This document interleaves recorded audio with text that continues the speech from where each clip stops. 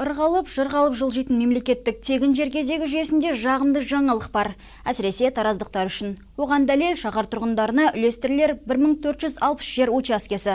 Нақтысы 2006 жылдың қаңтар, ақпан, наурыз, сәуір айларынан бері кезекте тұрғандар бөркін аспан қатпақ.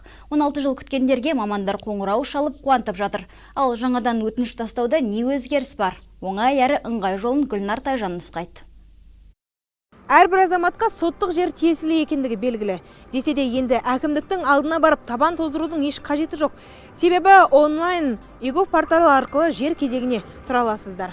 Негізінен қосымшадағы жаңа қызмет мемлекет басшысының тапсырмасымен 1 наурыз күні жұмысын бастау керек болған. Бірақ өңдеулерден кейін сәуірдің 1-нен бастап қызмет көрсетілуде. Жауаптылар небәрі 8 күн ішінде 2000-ға жуық адам жер кезегіне тұрып үлгерген дейді. Қазіргі тағы да айта кететін нәрсе, өзектендіру жұмысы жүріп жатыр. Бұрынғы тұрған азаматтардың тізімі кіргізілді ғой.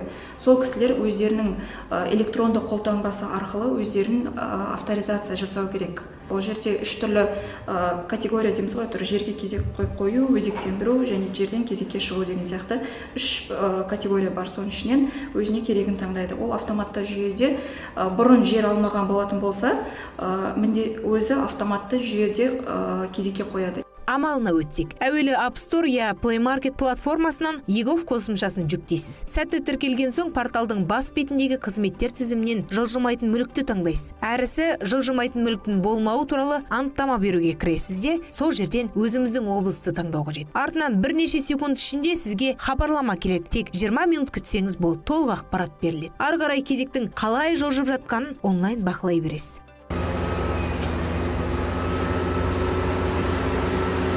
Айта кетейік, егер менің атымда үйім бар, енді жер кезегіне тұра алмаймын деп ойласаңыз қателесесіз. Себебі соттық жер бәріне де тиесілі. Гүлнар Тайжан, Нұртай Ибрай, Мейірбек Сауранбай, Аймақ.